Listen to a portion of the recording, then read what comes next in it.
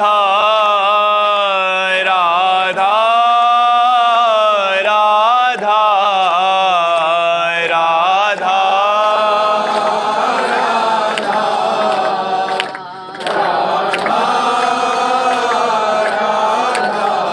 हाय राधा राधा राधा राधा राधा राधा राधा श्री राधा वल्लभ लाल की, समस्त संत हरि भक्तन की, श्री वृंदावन धाम की, सद्गुरुदेव भगवान की। उदित शर्मा जी, नई दिल्ली से। राधे राधे महाराज जी।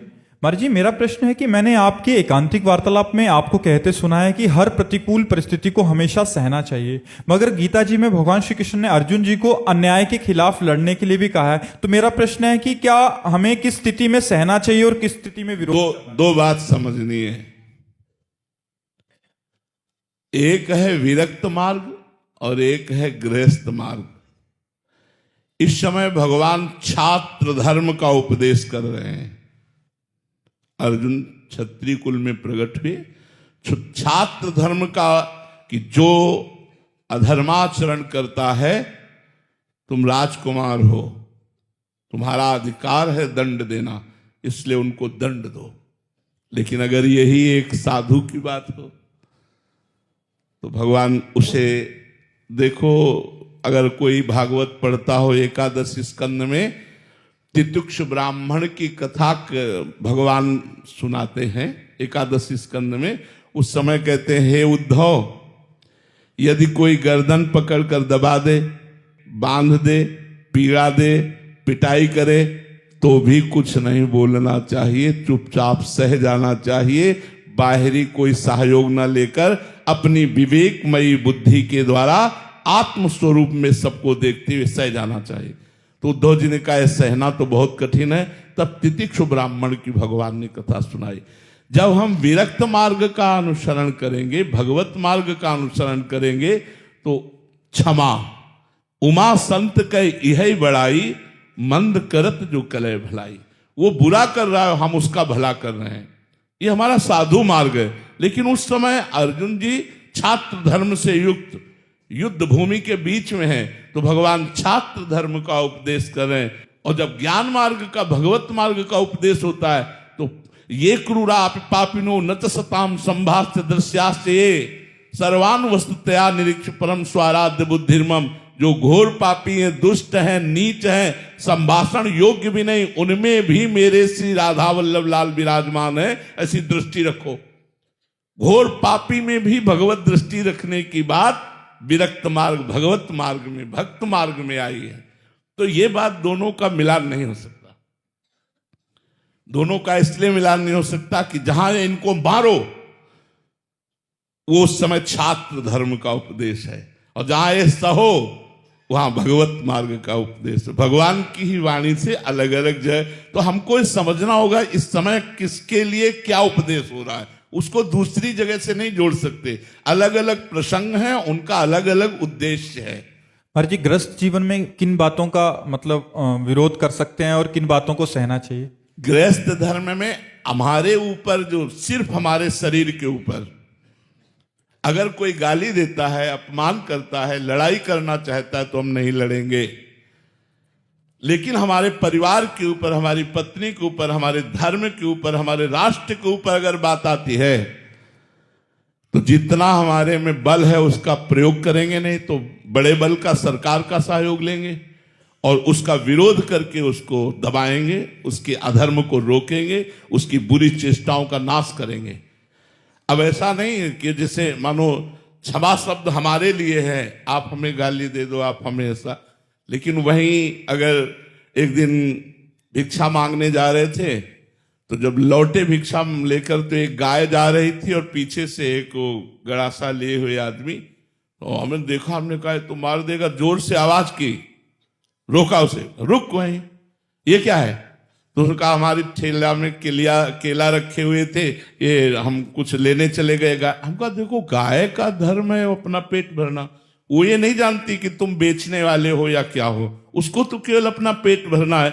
लेकिन आप इसे मार देते हैं, आप उसको ऐसे कैसे मार सकते हैं? और वो इस समय तुम बहुत धैर्य से बोल रहे, उस समय बिल्कुल क्रोध से बोल रहे थे, तभी वो रुका था जब क्रोध से बोले। मगर कितने रुपए तुम्हारे केले, अभी हम व्यवस्था कर देते हैं, आप ऐसा। तो जब कभी अपने धर्म के ऊपर किसी ऐसे दीनहीन के ऊपर कोई अत्याचार हो रहा हो, तो वहां में साधुता नहीं धारण करनी, वहां में बल विक्रम धारण करना है। तो धर्म का अलग अलग स्वरूप है। गृहस्थ धर्म में इतनी सहनशीलता रखनी कि हम जा रहे हैं, में कोई बिना गलती के गाली दे रहा, हम सह रहे हैं। कोई झगड़ा करना चाहता है, हम बचा लेते हैं, अब अपने को बचा लेते हैं, नहीं करेंगे झगड़ा, और 4 गाली दे दे सुन लेंगे। लेकिन धर्म के प्रति, परिवार के प्रति, इज्जत के प्रति, राष्ट्र के प्रति यदि कोई बात आवे तो मौन धारण करना अपराध है। उस समय मौन धारण नहीं करना, उस समय मुखर होना, उसका विरोध करना है, ऐसा है। रवीश कुमार जी हरियाणा से। श्री हरिवंश महाराज जी शास्त्रों में कहा गया है कि अंतःमति सो गति। कृपया महाराज जी ये स्पष्ट करने की कृपा करें कि अंतःमति का वास्तविक निर्णय किस आधार पर होता है? क्या वह केवल मृत्यु के अंतिम क्षण के तत्काल चित्त विचार से तय होती है, या फिर जीवन भर की साधना, नाम जप और अंतःकरण में बने संस्कारों से? सही बात तो पूछो तो जीवन भर की साधना का जो परिणाम है वो फाइनल अंत में मिलता है। ऐसा नहीं कि जीवन भर विषय भोगता रहा, पापाचरण करता रहा, अंत में वो राधा बोल देगा या राम बोल देगा, ऐसा नहीं है। हाँ, ऐसा है कि अचानक कृपा भगवान की हो जाए, वो पापी रहा है जैसे अजामिल, और उसको अपने पुत्र के बहाने निकला नारायण, और शरीर छूटने का समय था, भगवत पार्षद आ गए, यमदूतों को तिरस्कृत करके उसे भगवत धाम की यात्रा की अजामिल ने। बकाया ऐसा सिद्धांत नहीं है। सिद्धांत यह है कि जो जीवन भर भजन करता है, भगवान का चिंतन करता है, यदि वो अंतिम समय भगवान का चिंतन नहीं कर पाता, बेहोश कोमा में चला गया, अब वो भगवत चिंतन करने लायक है नहीं, तो उस समय फिर भगवान उसके अंदर चिंतन देते हैं, क्योंकि सिद्धांत सिद्धांत है, अंतःमति सो गति। तो अब वो तो कामा में है, बेहोश है, अब उस समय उसके अंदर स्फुरित होगा राधा राधा, क्योंकि जीवन भर उसने भजन किया है। अब अंतिम फाइनल न बिगड़े तो उसके हृदय में भगवान स्वयं स्फुरित करते हैं, भगवान नाम या अपना रूप प्रकाशित करते हैं। या अंतिम समय किसी महात्मा की कृपा हो जाए, जैसे पूज्य राधा बाबा की कुटिया थी, तो सामने एक बूढ़ी माई आकर के सोहनी लगाती थी रोज। उठते बैठते कभी बाबा की दृष्टि चली जाती थी, तो कई वर्ष से वो सोहनी लगा रही थी नियम पूर्वक। फिर 2-3 दिन नहीं आई, तो बाबा ने पूछा कि वो माता जी जो आती थी वो नहीं है। ऐसा ना समझे कि संतों की दृष्टि नहीं रहती, बाबा कभी बोले नहीं, कुछ कहा नहीं, लेकिन दृष्टि में। तो बोले माता जी ने, बोले महाराज वो तो बहुत बीमार 2-3 दिन से थी, हमें लगता उनका शरीर पूरा हो जाएगा। बोले अरे शरीर पूरा हो जाएगा, चलो हमें ले चलो, कहाँ है माता जी? अब ले गए तो वो पड़ी ही थी बेहोश स्थिति में। तो ऐसे जाकर माथे पे हाथ रखा और कहा माता जी कुछ दिखाई दे रहा है? बोले हाँ, राधा माधव खड़े हुए हैं, मुस्कुरा रहे हैं और कह रहे हैं चलो हमारे साथ। बाबा उठे और चल दिए और माता जी का शरीर पूरा हो गया।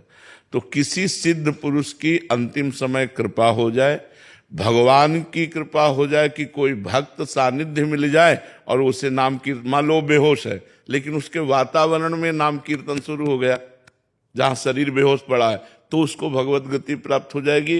या जीवन भर भजन किया है, अंतिम समय भगवत स्मरण हो जाए या भगवान अंतिम समय स्मरण करवा दें, गति उसकी वही होगी जो जीवन भर भगवान का आश्रय लिया है या किसी संत का आश्रय लिया है। ऐसा नहीं कि पापाचरण कर रहा है। वो एक अजामिल उदाहरण में आए हैं, बकाया ऐसा प्रायः बहुत कम है कि कोई जीवन भर पापाचरण करता रहो, ऐसा संबंध से हो सकता है। तो यदि हमारा कोई संबंधी भागवतिक है और वो उस समय कृपा कर दे, हमें भागवतिक विधान मिला दे, या भगवान कृपा करके स्वयं ऐसा कोई संविधान कर दे अंदर हृदय में, या फिर जीवन भर भजन करता रहा है। पर खास बात जीवन भर भजन करने वाले की है कि जो जीवन भर भगवान का भजन करता रहा, अंतिम समय भगवान का स्मरण कर वो भगवान का विशेष लाडला होगा। कल्याण हो जाना और भगवान का प्रेम प्राप्त होना, ये दोनों अलग बात है। तो कल्याण तो 2-3 गतियों से हो जाता है, जैसे किसी बहाने से भगवान नाम स्मरण हो जाना, या बेहोश स्थिति में आसपास भगवान नाम कीर्तन होना, चरणामृत पवा देना, रज लगा देना, कोई दया करके ऐसा करुणा करके संत या कोई गृहस्थ भी ऐसा कर सकता है। मान लो कोई प्राणी मर रहा है, हम उसके मुख में चरणामृत डाल दिया, रज डाल दिया, रज लगा दिया, राधा सुना दिया, अब उसका कल्याण हो जाएगा। या अंतिम समय भगवान की कृपा से कोई संत भगवान कृपा कर दे, ये भगवान वैसे प्रेम और विशेष कृपा उसी पर करते जो जीवन भर भजन करता रहा, वो भगवान की फिर दिव्य लीला में सम्मिलित हो जाएगा। कल्याण होना एक अलग बात है, कल्याण तो इतने में भी हो जाएगा कि इन घटनाओं से। लेकिन अंतिम समय प्रायः जो जीवन भर भजन नहीं करते उनको ऐसा मांगलिक संयोग नहीं मिलता, ऐसा मंगलमय संयोग नहीं मिलता। पर कृपालु भगवान कब किस पर कृपा कर दे ये भी नहीं कहा जा सकता। भगवान कृपालु हैं, कब किस पर कृपा कर दे, को जीवन भर पापाचरण करता रहा और अंत में संत समागम हो जाए, अंत में भगवान का स्मरण आ जाए, घबरा कर भगवान को पुकार पड़े अंत में, तो बात बन जाएगी। तो फाइनल में तो जैसी मति होती वैसी ही गति होती है। अब मति भगवान की प्रेरणा, संत प्रेरणा, भक्त प्रेरणा, संयोग इनके द्वारा बनती है या पूरे जीवन भर भजन करता रहा उनके द्वारा बनती है, इसका निर्णय भगवान ही कर सकते हैं। सोनू जी लुधियाना से। राधा वल्लभ श्री हरिवंश महाराज जी। गुरुदेव भगवान, गुरु कृपा से मिले भजन को करते हुए अगर हम सत्गुण, रजोगुण और तमोगुण को पार करने की चरम सीमा पर हैं, उसके क्या लक्षण हैं? हमारा मंत्र नहीं रुकेगा, चाहे तमोगुण आवे चाहे रजोगुण आवे, वो पता चलता है कि अब तमोगुण आ गया, अब रजोगुण आ गया, अब सतोगुण है जो भजन करते हैं अच्छे से। पर उसका सबसे पहला लक्षण है कि हमारा एकतार भजन में, जिससे तमोगुण आया तो द्वेष का चिंतन होने लगेगा, क्रोध की वृत्तियां, हिंसा की वृत्तियां, मतलब गलत वृत्तियां। रजोगुण आया तो काम की वृत्तियां, ये सब भोगों की वृत्तियां आने लगेंगी। तो अब वो भोगों की वृत्तियों में भजन उसका नहीं रुक रहा, वृत्ति चल रही, वृत्ति तो चल रही, पर राधा राधा राधा राधा, तो वो वृत्ति डिलीट होती जा रही, वो संस्कार नहीं डाल पा रहे। तो अब रजोगुण पर आप धीरे धीरे विजय प्राप्त कर रहे हैं, क्योंकि रजोगुण भोग प्रवृत्तियां आ रही हैं और आपका भजन नहीं रुक रहा है। ऐसे तमोगुण की वृत्तियां आ रही पर आपका भजन नहीं रुक रहा है, सतोगुण की वृत्तियां आ रही पर आपका भजन नहीं रुक रहा। एक तार भजन चल रहा है और गुण के प्रभाव से प्रभावित होकर कोई क्रिया नहीं कर रहे आप। जैसे जब तमोगुण होगा ना तो जरा सी बात में गुस्सा आ जाएगा, आपको नहीं आना है, क्योंकि पता है इस समय हमारे अंदर तमोगुण है, राधा राधा, और बहुत बनावटी ही सही, लेकिन हम बहुत मुस्कुराकर मृदु भाषण करें। रजोगुण भोग प्रवृत्तियां बढ़ रही, स्त्री आकर्षण, धन आकर्षण, पुरुष आकर्षण, दुनिया का आकर्षण, हमको व्यक्त नहीं करना, राधा राधा राधा, और दूरी बना के रखना, तो हम रजोगुण पर विजय प्राप्त कर लिए। दया, करुणा, मिलना जुलना, ये सब सतोगुण की वृत्तियों में आती है। उसको भी अंदर से निर्ममो निरहंकारा सम दुखा सुखा शमी, जो निर्मम होता है वो सतोगुण पर भी विजय प्राप्त कर लेता। कोई किसी से ममता नहीं, सब पर हमारी भावना है कि सबको सुख मिले, लेकिन ममता शरीर से किसी के नहीं, तो सतोगुण पर भी विजय प्राप्त कर लेता है। और भगवान का भजन छूटा तो गुण ने प्रभावित कर दिया और आप वो ऐसी फिर क्रिया कर लेंगे। और भजन नहीं छूटा तो गुण तुम्हें प्रभावित नहीं कर पाएंगे, अपनी क्रियाओं में नहीं ले जा पाएंगे, अपना संस्कार नहीं बना पाएंगे।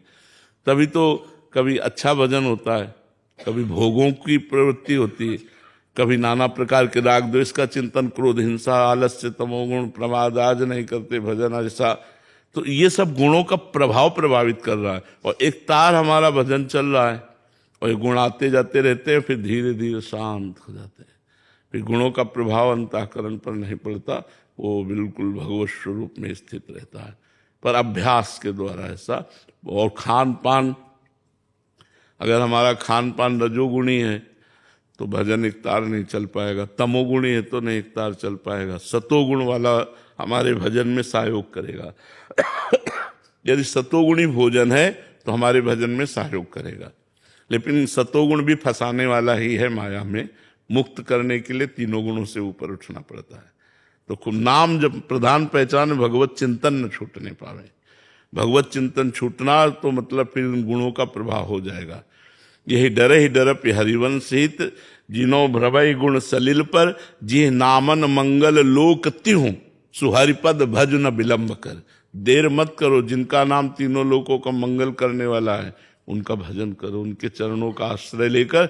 भजन छूटा तो गुण प्रवाह, जो गुण सलिल है, सलिल माने पानी, प्रवाह जो है वो आपको गिरा देगा। गुण का एक प्रवाह आता है, वो जिसे प्रवाह में काट करके तैरना बड़ा कठिन होता है।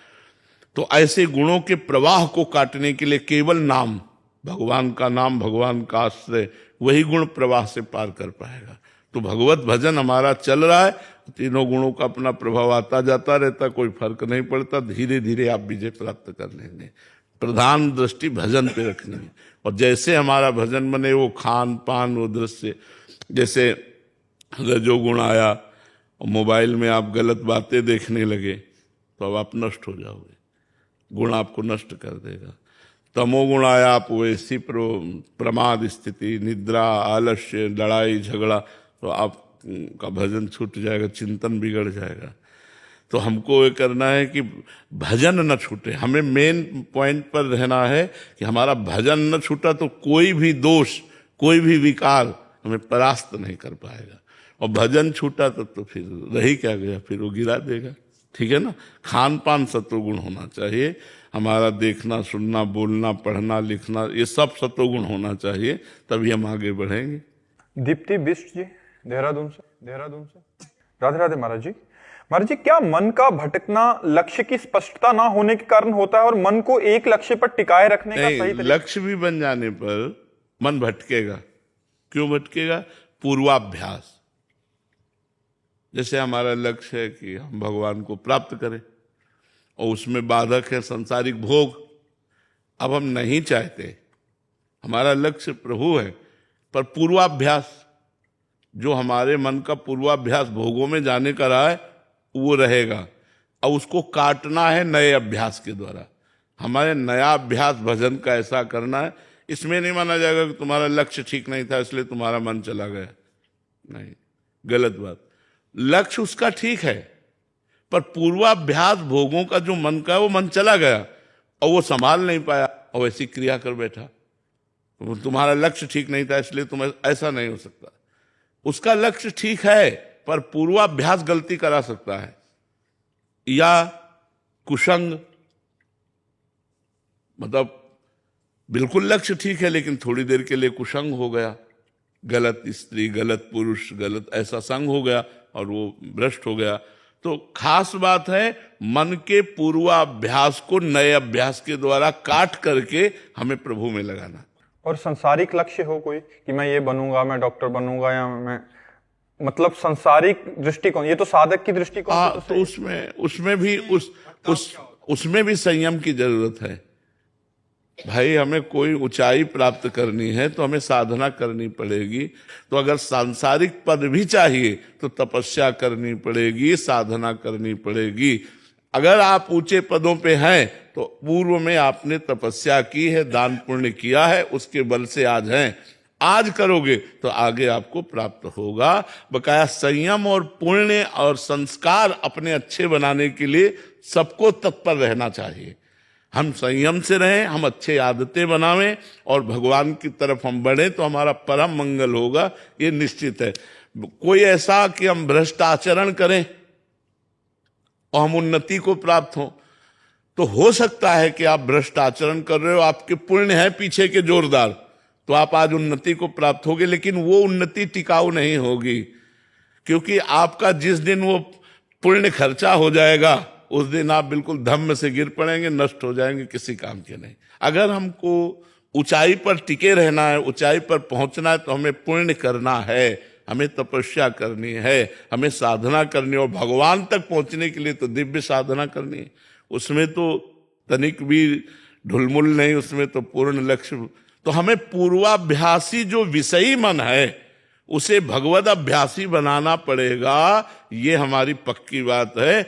अगर हम पूर्वाभ्यास में ही लगे रहे तो हम फिर लक्ष्य तक नहीं पहुंच पाएंगे। पूर्वाभ्यास को काटना होगा, और पुरानी आदत को काटना बहुत कठिन होता है। छोटी छोटी चीजें पूर्वाभ्यास अगर हमारा है तो हमको हरा देती है, हमको विवश कर देती है, फिर बड़े बड़े भोगों में आसक्ति।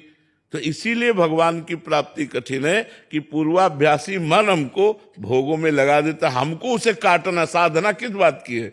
इसी बात की है कि पूर्वाभ्यासी भोगी मन को योगी बनाना है।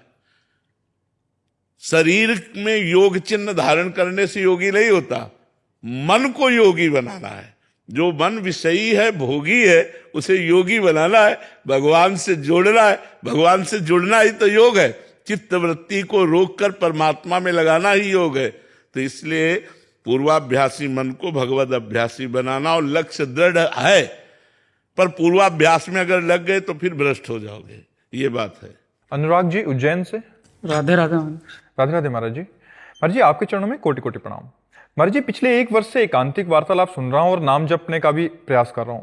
प्रभु अभी तो भोग केवल हमें लुभाने का प्रयास ही कर रहे हैं और हम चित्त उनमें लगा देते हैं, चाहे वो कोई व्यक्ति, वस्तु या अन्य सुविधाएं हो। प्रभु जब भोग भोगने के लिए पूर्ण रूप से अनुकूलता प्रकट करेगी तो तब हमारा क्या होगा? महाराज जी डर लगता है।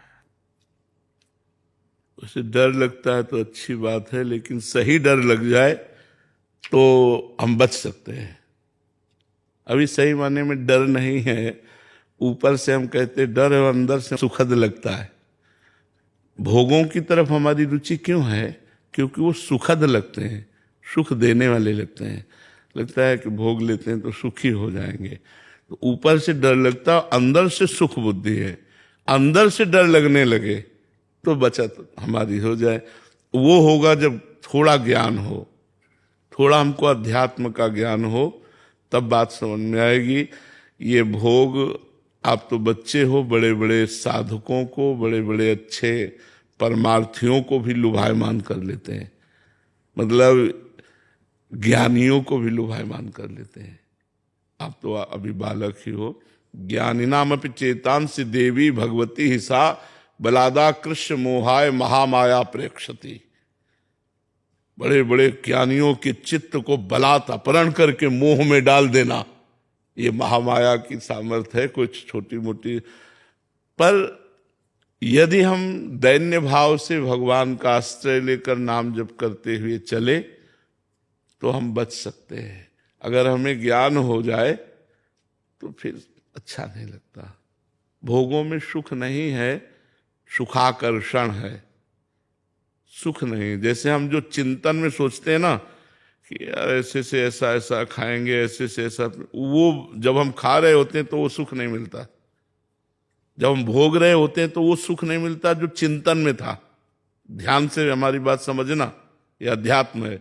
जैसे हम किसी भोग का चिंतन कर रहे हैं तो उस समय जो हमें सुखानुभूति हो रही, जो एकदम लग रहा है अब मिले, और जब वो भोग मिला तो थोड़ी देर में मन उससे खिन्न हो जाता है, वो सुख नहीं रहता।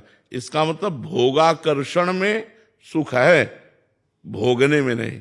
अगर हमारा चिंतन न हो और फिर कोई भोग क्रिया हो, देख लो सुख नहीं होगा। जैसे किसी को बोल दिया जाए कि आज तुम खूब विश्व के जो भोग चाहो भोग लो, कल 12 बजे तुम्हें फांसी दे दी जाएगी। अब हमें बताओ कौन सा भोग उसे सुख दे सकता है? क्योंकि उसका चिंतन हट गया, उसका चिंतन लग गया। अब बताओ, अब उसे कौन सा भोग सुख दे सकता है? सुंदर स्त्री, सुंदर भोग, सुंदर खान पान, वो कपड़ा, उसको किसी से कोई स्वाद नहीं मिलेगा। क्यों?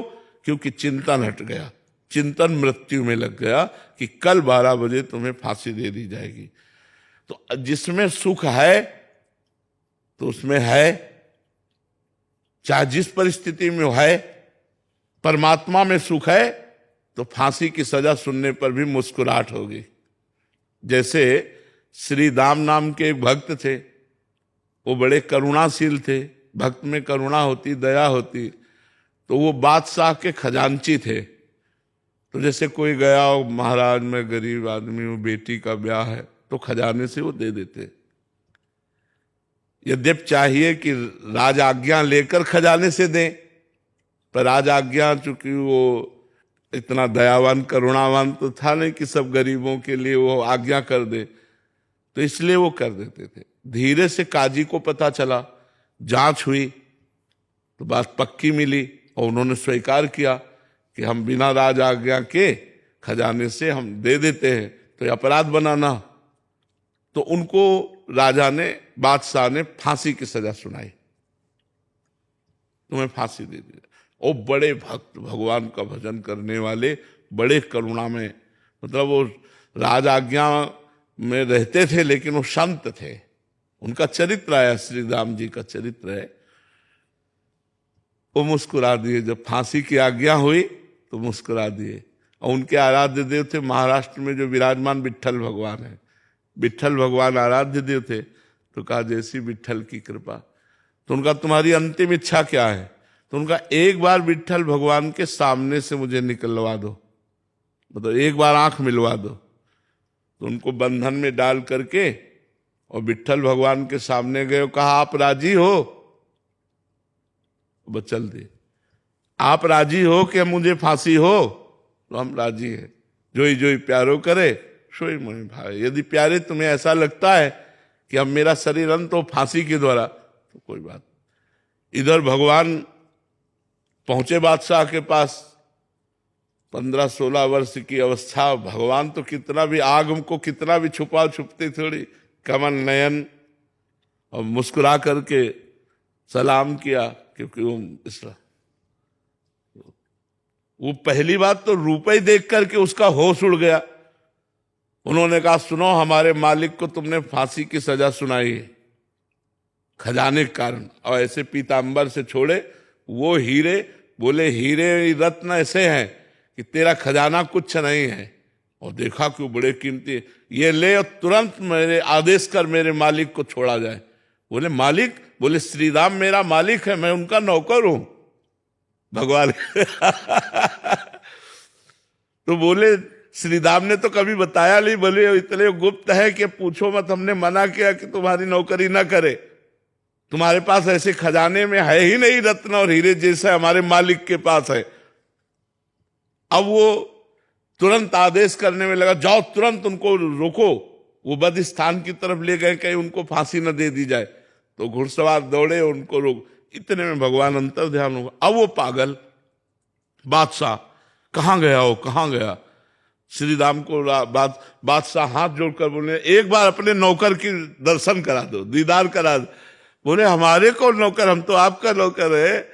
बोले नहीं, उसका नाम बिट्ठू था, बिट्ठू बोला था, और वो इतनी अवस्था का लगभग था, और ये हीरे देकर। तो उनके आंखों में आंसू आ गए।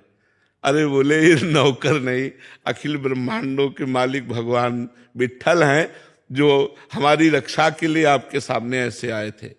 तो अगर भगवान से संबंध है तो किसी भी स्थिति में मन विचलित नहीं होगा। अगर भगवान से संबंध नहीं है तो फांसी की सजा या मृत्यु की या कैंसर या बड़ी बात सुनते ही हमारा चित्त, अब उसको भोग अच्छे थोड़ी लगते हैं। तो हमारा चित्त भगवान में जैसे जैसे लगता जाएगा, भोगों में सुख नहीं है, ये पक्की बात है, आकर्षण है, भोगाकर्षण है, भोगों में सुख नहीं तो आप सब गृहस्थ तो सुखी हो जाते ना। बोल देते अब कछुनाथ न चाहिए, मुझे मिल गया सुख, लेकिन आज तक किसी को नहीं मिला। वही भोगने की लालसा, वही फिर खाने की लालसा, देखने की लालसा, सुनने की, ये इंद्रियों के शब्द स्पर्श रूप रस गंध जो है ना, ये आकर्षण मात्र है, इनमें कोई सार बात नहीं। सार बात भगवान में है। मन सब कुछ प्राप्त करके भी एक अशांत रहता है, एक कुछ खोज करता है सुख की, मन में वो प्रसन्नता नहीं, क्योंकि वो प्रसन्नता तभी पूरी होगी जब भगवान से हम जुड़ेंगे। तो हमारा चित्त भगवान में लगे, ऐसा प्रयास करो तो भोगों से मन हट जाएगा। द्वैता भेषी जी, राधे राधे महाराज जी। महाराज जी, ईश्वर स्मरण नाम भजन से अत्यंत रुदन शुरू हो जाता है, एक तड़प सी होती है, असह्य रुदन चालू ही रहता है। रुदन को नियंत्रित करने के लिए नियम से 11 बार दुर्गा सप्तशती शुरू किया है महाराज जी, बट महाराज जी इसमें कैसे मन अशांत हो जाता है, फिर ईश्वर प्राप्ति का मार्ग ऐसे में? ये बात सही नहीं है, बिल्कुल सही नहीं है, क्योंकि हम उसी मार्ग के प्रतीक हैं। मन अशांत हो जाता है रुदन करने पर। भगवान के नाम पर, भगवान के चिंतन पर जब रुदन आएगा ना, तो मन नाच पड़ेगा, आनंद में डूब जा। नहीं, शब्दों का सारा खेल है। बातें हाथी पाइयो, बातें हाथी पाओ। बात में हाथी इनाम में मिल जाएगा, बात में ही हाथी के पैर के नीचे कुचला दिए जाओगे। मन अशांत हो जाता है, ये शब्द पाठ करते करते मन अशांत हो जाता है। दुर्गा सप्तशती किस बात के लिए? मन अलग अलग विचारों से भर जाता। तो कहां भगवान में प्रेम है? जब प्रेम हो जाएगा भगवान में, यही तो होता है ना कि हमारी बात समझो। अध्यात्म का प्रश्न है, अध्यात्म के उत्तर हैं तो थोड़ा कड़ुए लग सकते हैं। हमें हर समय रुदन होता है भगवान के नाम का चिंतन करके, और हमारे विचारों में परिवर्तन होता है, और हमारा मन अशांत रहता है। दोनों बिल्कुल विपरीत है से। अभी नाम जप करो, डट के नाम जप करो, और एक मार्ग पकड़ो, एक मार्ग कोई पकड़ो। हम कह रहे हैं माँ को पकड़ो तो माँ को पकड़ो, प्रभु को पकड़ो तो प्रभु, एक को पकड़ो और चलती रहो, और जो अनुभूतियां उन्हें गुप्त रखो, तो आगे आप अध्यात्म में। नहीं तो कोई स्थिति थोड़ी है। जब रोना आता है ना भगवान के लिए, रोम रोम पुलकित हो जाता है, मन एकदम आनंद से उन्मत्त हो जाता है। उस दशा को कैसे वर्णन करें? वो कोई साधारण दशा है? गदगद सुर नैना सजल दंपति रस रहे भीन, यही व्रत वृंदा विपिन में फिरे प्रेम तल्लीन। जब तो वो केवल आह भर करके पुकार सकता है और कुछ नहीं बोल सकता। राधा, हा प्रियाजू, हा कृष्ण, हा प्रीतम, बस। अशांत, अरे उसको छू ले तो अशांत शांत हो जाए, उसको देख ले तो अशांत शांत हो जाए। इतना वो शांति का स्वरूप हो जाता है जो भगवान के प्रेम में। इसलिए नाम जप करो, शास्त्रों का स्वाध्याय करो, गंभीर रहो। कोई दंभ ना आने पावे, दंभ माने होता दिखावा, कोई दिखावा ना आने पावे तो आपकी भक्ति सही रास्ते में चल पाएगी। अगर भक्ति को दंभ रूपी रोग हो गया तो फिर नष्ट हो जाएगी। दिखावा नहीं होना चाहिए, ये अंतर की गुप्त वस्तु है। अगर हम बनावटी ही रोएं तो भगवान उसे सही मान लेते हैं। एकांत में रोएं, प्रभु हम तब प्रेम के आंसू हैं कि नहीं मुझे पता नहीं, लेकिन आपके लिए हैं। अगर हम बनावटी भी एकांत में रोएं तो भगवान उससे सच्ची मान लेते हैं और कभी हमें सच्चा प्रेम दे देंगे। लेकिन हम ये दिखावा करें कि हम प्रभु के लिए रोते हैं तो फिर बिगड़ जाएगी, फिर भक्ति नहीं आएगी, नाटक रह जाएगा। रश्मि राजपूत जी और राधे राधे। राधे राधे महाराज जी। महाराज जी, मैंने आपके श्रीमुख से एक सत्संग में ये सुना था कि साधक को किसी से पैर नहीं छुआने चाहिए, पुण्य नष्ट हो जाते हैं। गुरुदेव, मैं एक शिक्षिका हूं, जैसे कि मैं विद्यालय जाती हूं, सभी बच्चे आकर पैर छू लेते हैं। मेरा मना करने के बाद भी कि मैं बोलती हूँ राधे राधे बोलो, बस यही प्रभु की इच्छा है। पर महाराज जी, ऐसी स्थिति में जब वो पैर छू लेते तो मेरा पुण्य नष्ट होगा? नहीं, नेत्रों से तुम उन्हें प्रणाम कर लो। जैसे कोई आके बच्चा पैर छूता है तो तुरंत हे भगवान आप इस रूप में हो, अच्छा राधे राधे, ठीक है। ऊपर से हम भले सांसारिक व्यवहार करें, लेकिन अंदर से हमें भागवतिक रहना चाहिए कि इन सब बच्चों के रूप में भगवान ही है। हमें सेवा दी है पढ़ाने की, मेरे भगवान ही है, ऐसी भावना रखनी चाहिए। जैसे कोई आके पैर छू लेता है या साष्टांग दंडवत करता है या नमस्कार करता है, तो अपने लोग पहले उसे नमस्कार कर लेते हैं। आप आ ही रहे हो, हम पहले मानसिक नमस्कार कर लिया, अब आपका जो मन है, चाहे साष्टांग करो चाहे पंचांग करो, कोई तो जैसे बच्चा आ रहा है तो पहले आप मानसिक प्रणाम करो कि इसमें भगवान विराजमान है, तो आपका पुण्य नष्ट नहीं होगा। ध्याना सोनी जी।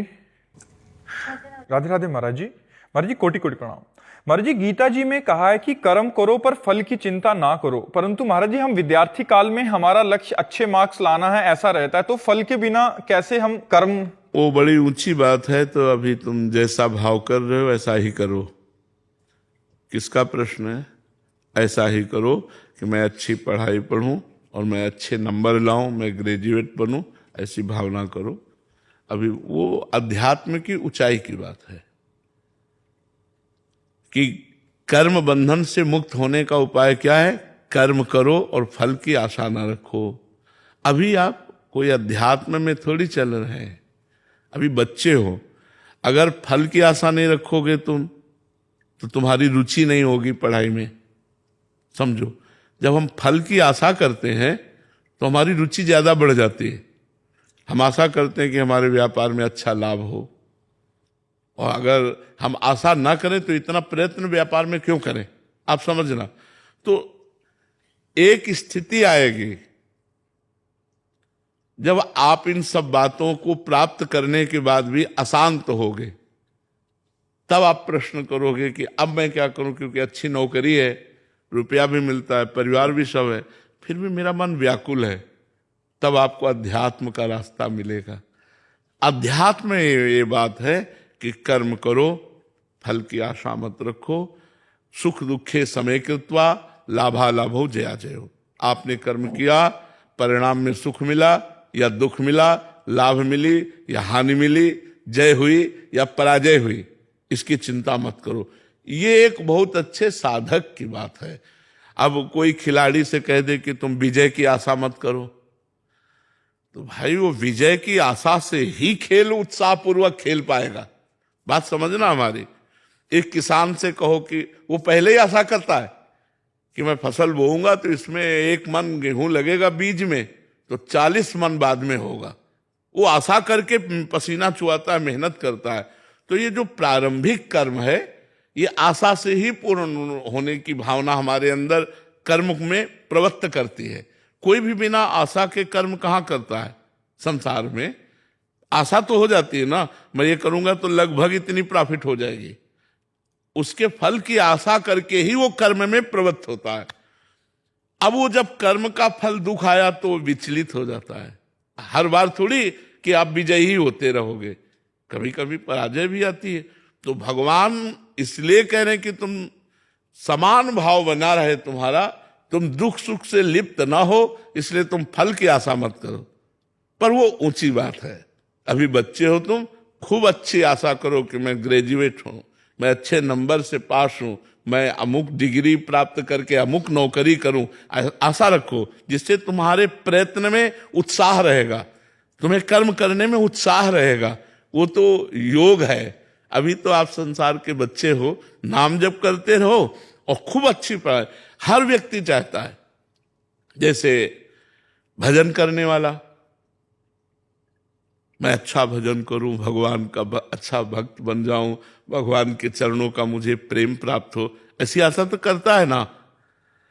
लेकिन भजन का जब एक फल उत्पन्न होगा हृदय में, तो सब आशाएं शांत हो जाती हैं। मिले भगवान, न मिले, दुख मिले सुख मिले, गति हो दुर्गति हो, इन सब बातों से मन हटकर शांत भजन में भगवदाकार हो जाता है। वो स्थितियां है। अभी तुम ऐसा जैसा भाव है वैसे चलो और नाम जप करते रहो। राधा राधा जो तुम्हें प्रवीण बनाएगा, तुम्हारी बुद्धि को शुद्ध करेगा, लौकिक पारलौकिक सुख प्रदान करने में समर्थ है राधा नाम, इसलिए राधा राधा जपते रहो। हर्ष कुमार राणा जी गुजरात से। श्री हरिवंश महाराज जी, आपके चरणों में कोटि कोटि प्रणाम। महाराज जी, पिछले 2 सालों से आपके द्वारा बताए गए मार्ग पर चलने का प्रयास कर रहा हूं। गुरुदेव, मैंने आपकी श्री वाणी से शरीर के बारे में सुना है कि स्थूल शरीर, सूक्ष्म शरीर और कारण शरीर, और यही तीनों शरीरों से भागवतिक चेष्टाओं के बारे में। तो महाराज जी, भागवतिक चेष्टा कैसे करें? भागवतिक चेष्टा हो रही है कैसे समझें? और भागवतिक चेष्टा हो रही है पर स्वीकृति कैसे आए और स्वीकृति को दृढ़ कैसे करें? भागवतिक चेष्टा का तात्पर्य होता है तस्मात् शास्त्रम प्रमाणम ते कार्या अकार्यो व्यवस्थितो। शास्त्र के अनुसार हमारे कर्म होने चाहिए, शास्त्र विरुद्ध कर्म नहीं होने चाहिए। जब स्थूल शरीर से पवित्र धर्म में भागवतिक क्रियाएं होती हैं या जो भी कर्म है वो भगवत समर्पित किए जाते हैं, तो उसका प्रभाव सूक्ष्म शरीर पर पड़ता है। सूक्ष्म शरीर है मन, बुद्धि, चित्त, अहंकार, 5 ज्ञानेंद्रियां, 5 कर्मेंद्रियां, ये है। तो जो सूक्ष्म शरीर है वो पवित्र संकल्प करने लगता है मन, बुद्धि पवित्र निश्चय करने लगती है, चित्त पवित्र भगवान का चिंतन करने लगता है, अहंकार भगवान के दासत्व में बदलने लगता है। प्रभु मेरे स्वामी, मैं प्रभु का दास। इसका प्रभाव पड़ता है कारण शरीर पर। कारण शरीर कहते हैं स्वभाव। जैसे हमारे यहाँ श्री सेवक जी महाराज कहते हैं, यह जो पर्यो मोहि सहज स्वभाव, श्री हरिवंशम नाम रस चाव, नाव सुदृढ़ भव तरन को। बोले मेरा ये स्वभाव पड़ गया है कि निरंतर श्री हरिवंश श्री हरिवंश श्री हरिवंश ये नाम हमारे चलता रहता है। स्वभाव, कारण शरीर स्वभाव। श्रुतौ राधिका कीर्तिरंता स्वभावे, हमारा स्वभाव बन गया है प्रिया प्रीतम की चर्चा सुनने का। श्रुतौ राधिका कीर्तिरंता स्वभावे, हमारा स्वभाव बन गया है प्रिया प्रीतम के जस का कीर्तन करने का। तो जब स्थूल शरीर से कोई पवित्र क्रियाएं, धर्म में भागवतिक क्रियाएं करता है, तो उसका सूक्ष्म शरीर पवित्र होता है। जब सूक्ष्म शरीर पवित्र होता है तो उसका स्वभाव बदल जाता है। जो स्वभाव भोगी था वो योगी हो जाता है, जो प्रपंची था वो भगवत स्वरूप हो जाता है। तीनों बदल गए, स्थूल, सूक्ष्म और कारण। और जहां तीनों पवित्र हुए, तो जैसे साफ दर्पण में अपना प्रतिबिंब साफ दिखाई देता है, ऐसे स्वच्छ अंतःकरण में, पवित्र बुद्धि में ज्ञान का प्रादुर्भाव होता है और वो अपने स्वरूप को देखता है कि मैं इन तीनों शरीरों से अलग हूं, स्थूल, सूक्ष्म और कारण, और वो जीवन मुक्त महापुरुष हो जाता है। इन्हीं शरीरों के राग के कारण हमारी दुर्गति होती है, क्योंकि कर्ता भाव होने के कारण जो हम कर्म करते हैं उसके अनुसार फिर जन्म होता है, फिर कर्म करते हैं, फिर जन्म होता है, बार बार जन्म, बार बार मरण, बार बार माँ के गर्भ में जाना, ये हमारा चलता रहता है तब तक जब तक तीनों शरीर पवित्र नहीं होंगे। स्थूल, सूक्ष्म और कारण तीनों का राग नहीं त्याग देते, तब तक हमारा ये आवागमन चलता रहेगा। तो चाहे भक्ति के द्वारा, चाहे ज्ञान के द्वारा, तीनों शरीरों को पवित्र करना और तीनों शरीरों का राग त्याग देना, तब वो मोक्ष या प्रेम को प्राप्त होता है। अगर शरीर से प्रेम बना रहे, आसक्ति बनी रहे, तो भक्ति रंग नहीं लाई। भक्ति जब रंग लाती है तो देह कुटुंब ते जाए छूट सब ही विधि नातो। शरीर से राग उसका खत्म हो जाता है। शरीर सुख में है या दुख में, उसके भगवत चिंतन पर कोई फर्क नहीं पड़ता। और यदि शरीर में राग है तो दुख पड़ते ही भगवान का विस्मरण होने लगता है, वो पीड़ा, वो चिंता, वो शोक ग्रसित हो जाता है। इसलिए तीनों शरीरों का राग भगवान की कृपा से नष्ट होता है। साधन हम करते हैं, कृपा भगवान करते हैं। केवल साधन से ही नहीं होता, इसमें मुख्यतः महत कृपा होती है। मुख्यस्तु महत कृपा ही हो, महापुरुषों की कृपा, भगवान की कृपा, तो हमारे शरीरों का राग नष्ट हो जाए और भगवान से प्रेम हो जाए या आत्मस्वरूप का बोध हो जाए। आप समझ पाए? मनोज जी, मर्जी भागवत जी में एकादश स्कंद में लिखा है कि हे उद्धव, तुम ज्ञान के सहित अपने स्वरूप को जान लो और ज्ञान विज्ञान से संपन्न होकर भक्ति भाव से मेरा भजन करो। मर्जी यहां कौन से ज्ञान विज्ञान को जानने की बात कह रहे हैं? देखो, भगवान का जो ये रचनात्मक स्वरूप संसार है, ये भी भगवत स्वरूप ही है। मूल बात समझो, ये जो रचनात्मक संसार आप देख रहे हैं, जड़ चैतन्य, गोस्वामी तुलसीदास जी कह रहे हैं, जड़ चेतन जग जीव जत। जितना भी जड़ चैतन्य जीव है, बोले सकल राम मैं जानी। मैंने ये जाना कि ये सब भगवान ही है। अच्छा, सब भगवान है तो यहां कौन है? अपने में भी तो भगवान है। ये जान जाना कि भगवान हमारे हृदय में ही विराजमान है, सबके हृदय में विराजमान है। ये बहुनाम जन्म नावंते ज्ञानवान माम प्रपद्यते वासुदेवा सर्वमित सा महात्मा सुदुर्लभा। भगवान ने इसे ज्ञान कहा है। बहुत जन्मों की साधना के बाद किसी को ये ज्ञान प्राप्त होता है। भगवान श्री कृष्ण जी कह रहे बहुनाम जन्म नावंते ज्ञानवान माम प्रपद्यते वासुदेवा सर्वमिति। सब जगह वासुदेव हैं और यहां भी वासुदेव हैं। ये जान लेना ज्ञान है। और उस ज्ञान में समस्त भोगों का रागों का त्याग करके भगवदानंद में डूबना ये विज्ञान है।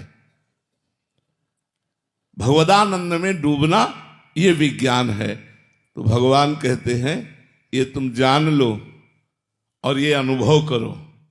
विज्ञान माने होता है अनुभव करो। अनुभव करके फिर मेरी भक्ति में लगो। भगवत स्वरूप होकर भगवान की भक्ति में लगो। भगवत स्वरूप हो। अभी हम अज्ञानी हैं तो देह भाव से भक्ति करते हैं, थोड़ा पवित्र हुए तो अंश भाव से भक्ति करते हैं, जीवों और ईश्वर। और जब परम पवित्र हुए तो भगवत भाव से भक्ति करते हैं। यहां जो है वही सामने विराजमान है। एक बार हनुमान जी से पूछा वशिष्ठ जी ने कि आप कौन हो? तो हनुमान जी ने कहा देह भाव से स्वामी वो बैठे हैं और सेवक ये बैठा है। अंश भाव से अंशी वो बैठे हैं और अंश ये बैठा जीव। अंश भाव में जीव और स्वरूप भाव में जो वो बैठे वो यहां बैठा है। ईश जो वहां है वो यहां है। ये ज्ञान और इसी आनंद में डूबना ये विज्ञान। इस आनंद में डूबते हुए भगवत स्वरूप होकर भगवान की दिव्य भक्ति में डूबते हुए हमारे प्रति समय व्यतीत करो। भगवान ऐसा आदेश कर रहे हैं। समझ पाया प्रभु जी? अनुराधा कुमावत जी। राधे राधे महाराज जी। महाराज जी मैं पिछले 3 सालों से राधा नाम जप करने का अभ्यास कर रही हूँ। महाराज जी मन और इंद्रियां ज्यों की त्यों ही चंचल है। मैं सर्वथा सामर्थ्यहीन हो गई हूँ। ना प्रवृत्ति मार्ग में मन लगता है, ना निवृत्ति मार्ग को मतलब खाने को दौड़ता है। हाँ, कई बार हमने चर्चा की है कि भगवदानंद मिला नहीं और विषयानंद छोड़ दिया। बड़ी दुख की यात्रा है। ये यात्रा सबको काटनी पड़ती है। ये यात्रा ऐसी है कि बिना साधु संग के चली ही नहीं जा सकती, क्योंकि विषयों के प्रति सुख बुद्धि है और भगवान के लिए हम अपना जीवन अर्पित करना चाहते हैं तो भोगों का हमें त्याग करना पड़ेगा। सुख है ऐसा होना ही इच्छा है भोगने की। अब उस साधक का जो जीवन होता है वो बड़ा आग में जीवन होता है। भगवदानंद मिला नहीं, विषयानंद छूटा नहीं। अब बताओ कैसे जिए? तब उसे सत्संग जीवित रखता है। उसके अंदर सत्संग नवीन उत्साह और आशा पैदा करता है और भजन उसको दृढ़ करता है। साधन को हरि भजन है कै सत्संग सहाय। सत्संग सहायता करता है कि उत्साह आता है कि नहीं नहीं हमें प्रभु मिलेंगे, हमें विषयों की तरफ नहीं जाना, हमें परमात्मा की तरफ ही चलना है। नहीं तो देखो मन पूर्वाभ्यासी भोगों का है। पूर्व से अनेक जन्मों से भोग भोगता आया है। आज हम उसे भगवान में लगाने के लिए समय दे आया, वो भी कितना दे पा रहे हैं तो देख लो। 24 घंटे देते हो, 10 घंटे देते हो, 5 मिनट देते हो, कितना देते हो? जब मन को हम 24 घंटे विषयाभ्यास से काट कर भगवत अभ्यास में लाएंगे तो ये मन जानते हो बहुत बलवान है। मन से बड़ा बलवान कोई नहीं है। ये बड़े बड़े वीरों को भी घुटने पे ला दिया है। जो अपने चक्रवर्ती रहे हैं उनको भी घुटने पे ला दिया है मन। जो चाहता है वही करवा के रखता है, वही करवा के रखता है। मतलब ये बहुत बड़ा मन है। चाहे जितना बड़ा कोई गुरु हो, जो मन को चेला नहीं बनाए वो गुरु हो ही नहीं सकता। नहीं तो मन गुरु रहता है, मन गुरु रहता है, ध्यान रखना। जो मन को चेला बना ले, जो मन को दास बना ले, जो मन को परास्त कर दे, वही परमार्थ पथ का विजयी उपासक होता है। तो जब हम सोचते हैं, कभी आप इस बात का अभ्यास कीजिए, जैसे आप कोई भी चीज रोज पाते हैं जो मन को अच्छी लगती है, चाहे वो कोई व्यसन हो या कुछ भी हो। अब सोचिए कि आज से नहीं करूंगा, और फिर मन को झांकिए तो पहले आपको उतना वो परास्त नहीं करता था जितना अब परास्त करेगा वो आपको। जब जिस दिन से नियम लिया कि आज से नहीं, यही दिमाग में आएगा कि वो मन उठा के आपको पटकने की हजारों कोशिश करेगा। और यदि आप भगवान नाम जप नहीं करते, साधना नहीं करते, तो उठा के पटक देगा, बच ही नहीं सकते। ये सब लोग देख लो। एक इंद्री का विषय नहीं, हर इंद्री के विषय में बहुत बलवान है। और ये बलवान तब आपको दिखाई देगा जिस दिन आप इसके विरुद्ध चलोगे। नहीं खाऊंगा, ये नहीं देखूंगा, ये नहीं करूंगा, तब आप देखो आपको जलाता कैसे है। तब हर समय दिमाग में वही नाचेगा कि अब एक बार तो फिर, एक बार तो फिर। बस इसी को जो मार दिया वो भगवान का लाडला बन जाता है, भगवान का प्यारा बन जाता है। मन मार्या तन बस में कीन्हा, हुआ भरम सब दूर, बाहर से कछु दिखत नाही, अंदर चमके नूर। आपो त्याग जगत में बैठे, नहीं किसी से काम, उनमें तो कछु अंतर नाही, संत कहो चाहे राम। जिन्होंने अपने मन को मार लिया, मन का मारना बहुत कठिन है, ये वही जानते हैं जो मार रहे हैं। अब जो विषयों में गिरे पड़े हैं वो क्या जाने कि मन का मारना क्या होता है। बात यह है कि जब हमारा मन चाह रहा है और हम उसे ना दें और वो वस्तु समीप हो, खास बात, समोसा चटनी रखा है और मन कह रहा पा लो, और आप कहो नहीं पाएंगे। अब आप देखो तो चमत्कार उसका मन का। अगर यहां दिमाग में समोसा न भर दे तो बता देना वो दिमाग में भर जाएगा कि अब खा लो तभी शांति होगी। ऐसे हठीले मन को भगवान के नाम जप के द्वारा ही रोका जा सकता है, दूसरा कोई उपाय नहीं है। ये ऐसा हठीला, पूछो मत, पूछो मत। पूरा विश्व इसी के नचाए नाच रहा है, इस मन के नचाए। भगवदाकार मन जीवन मुक्त और विषयाकार मन बंधन। बंधन और मोक्ष मन का है। तो हमें चाहिए कि नाम जब श्रद्धा पूर्वक करें। श्रद्धा किस बात की?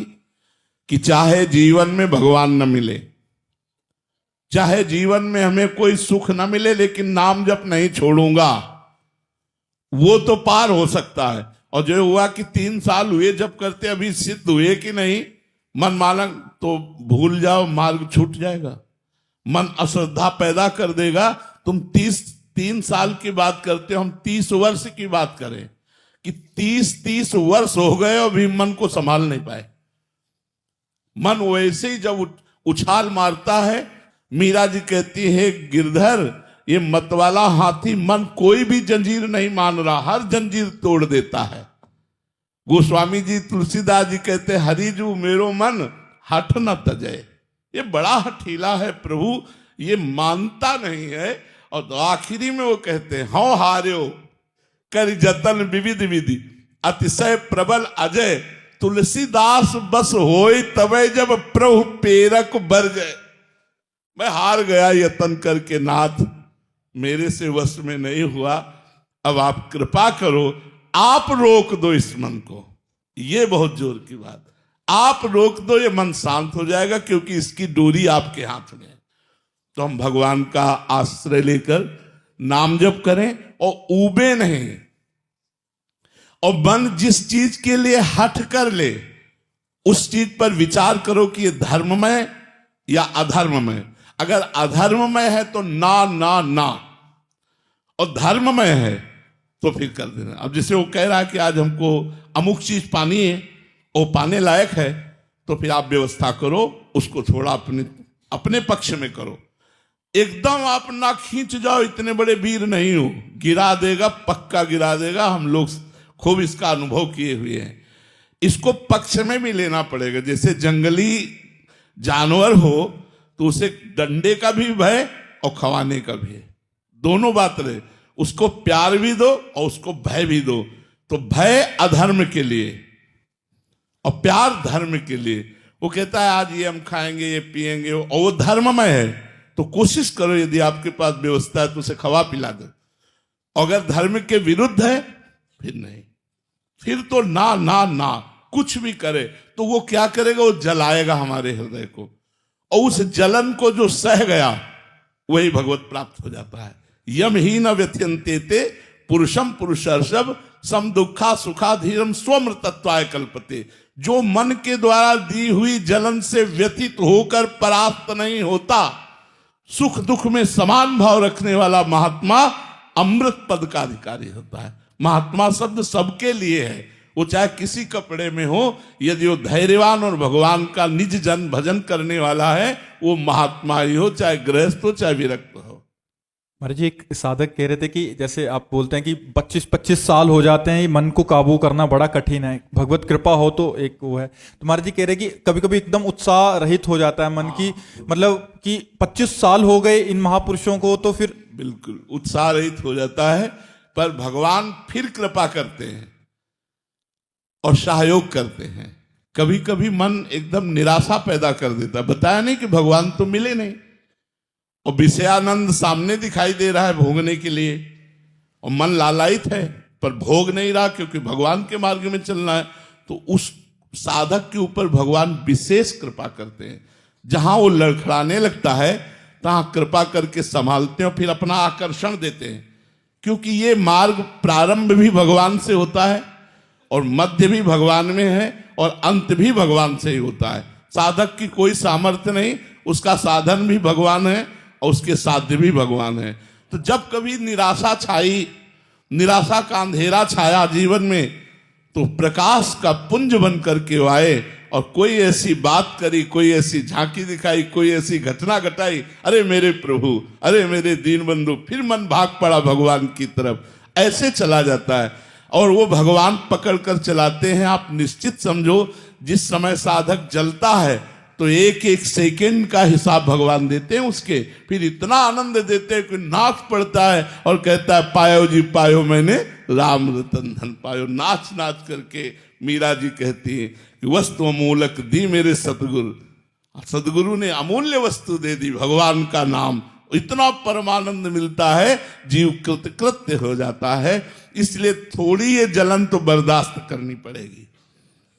एक दिन यहां एकांतिक में कह रहे थे, संसार का मार्ग तो जलन जलनमय ही है। भगवत मार्ग थोड़ी देर के लिए जलन सह जाओ, फिर निकल जाओगे। ये थोड़ा रास्ता जो जब तक भोगाकर्षण भस्म नहीं हो जाता तब तक आपको जलन। अब कितना भजन आप करते हैं देखना है। अगर आप 24 घंटे भजन कर रहे हैं, तन्मयता धारण कर रहे हैं, तो महीनों में हो सकता है। आप थोड़ा भजन किए, विषय सेवन किए, तो वर्षों लग सकते हैं, जन्म लग सकता है, कई जन्म लग सकते हैं। ये बहुत बड़ी यात्रा है। देखो, अगर 3 वर्ष में 3 सेकंड भी नाम में लग गया तो आपने बहुत बड़ी विजय हासिल कर ली। अनंत जन्मों का बिगड़ा हुआ मन 3 मिनट 3 सेकंड यदि भगवान में लगने लगा तो आपने विजय हासिल कर ली। मतलब दवा काम कर रही है। रोग में 3% अगर हमारा सुधार हुआ तो हमें चिंता नहीं करनी चाहिए, वो पूरा 100% सुधार कर देगा। और देखो, लग तो गया है यार। जितने लोग बैठे हो, अगर आपने 10 मिनट का नियम लिया है नाम जप का, और उस 10 मिनट में कोई आ जाए तो आपको डिस्टर्ब करे, तो आपका मन ही कह देगा, मतलब 10 मिनट राजी हो गया। अगर धीरे धीरे इससे हम समय बढ़ाते जाएं और 24 घंटा तो चलते फिरते उठते बैठते खाते पीते सोते जागते हर समय नाम जप, अरे फिर क्या कहना है। माया पर विजय प्राप्त हो गई, भगवान का साक्षात्कार। जैसे जैसे नाम पाप नष्ट करता है, वैसे वैसे मंगलमय भगवान की झांकी सामने आने लगती है, और देख देख कर साधक पुलकित होता है, आनंदित रहता है। फिर आगे का मार्ग तो इतना आकर्षणमय है कि दौड़ पड़ता है साधक पर। इतना मार्ग जो है वो बहुत खतरे का है, ये बिना गुरु कृपा और संत संग के नहीं चला जा सकता। महाराज जी, आप दो प्रकार के सिद्धांत बताते हैं, एक है जो साधक साधन करके परिपक्व होता है उसका, और एक कहते हैं कि आपकी खिलाड़ी के हाथ का गेंद बन जाओ। ये भी एक सिद्धांत की उनके हाथ का है तो वो गिरेगा भी तो इतनी जोर से थपक लगाए। हाँ, तो साधक ही तो खिलाड़ी के का खेल का गेंद है, साधना ही तो वो गेंद है। मान लो साधन से वो भ्रष्ट हो गया, गिर गया, तो फिर भगवान उसको गिरा थोड़ी रहने देंगे, थपक मारी और लक्ष्य तक पहुंचा दिया। ये तो बड़े बड़ों के जीवन में आता है। देखो, जो दौड़ता है वही गिरता है, जो गिरा पड़ा है वो क्या गिरेगा। जो साधना में चल रहा है वही तो भ्रष्ट माने होता खिसकना, फिसल जाना। फिसलेगा तो वही जो दौड़ रहा है ना, तो उसको इनाम मिलता है, कोई ऐसा थोड़ी कि दंड मिलता है। जो कुश्ती लड़ते हैं तो मान लो 5000 की कुश्ती, तो 5000 रुपया जीतने वाले को मिले, लेकिन 2500 उसको भी मिलेगा। जो हारा है 2500 उसको भी देते, उसका भी। तो इस मार्ग में अगर हार भी गए तो विजय ही होगी, तो लाभ ही होगा, हानि तो होनी ही नहीं है भगवत मार्ग में। श्री हरिवंश महाराज जी, मेरे घर में मेरे बुजुर्गों ने अपना कुछ अर्थ संभाल कर रखने को मेरे को दिया था 15 वर्ष पूर्व, लेकिन 10 वर्ष पहले ही वे शरीर छोड़कर चले गए। तब से उनका अर्थ मेरे पास सुरक्षित है, इसकी जानकारी किसी को नहीं है। मैं इसका उपयोग कैसे और कहां करूं जिसका उनको पूर्ण लाभ हो। वैसे धर्मार्थ कर दो तो बहुत अच्छा रहेगा। जैसे आवारा गायें, बूढ़ी गाय, बीमार गौएं जहां सेवन की जाती हैं, नंदी, हम इसलिए ये नाम ले रहे हैं कि इनमें स्वार्थ नहीं है। लेकिन बूढ़ी गौएं, बीमार गौएं, आवारा, नंदी, इनकी जहां सेवा होती हो, या जहां गरीब लोगों को फ्री औषधि दी जाती हो वहां, या संत, जहां संत भगवंत की सेवा होती हो वहां दे दो, या गौशाला में दे दो ऐसी, या किसी मिशन में ऐसे दे दो जहां गरीब लोगों को दवाएं दी जाती हैं, उनकी वस्त्र आदि बीमारी की, ये सब। तो ऐसी जगह लगा दो तो तुम्हारे जिन्होंने धन दिया है उनका कल्याण हो जाएगा, उनका मंगल हो जाएगा।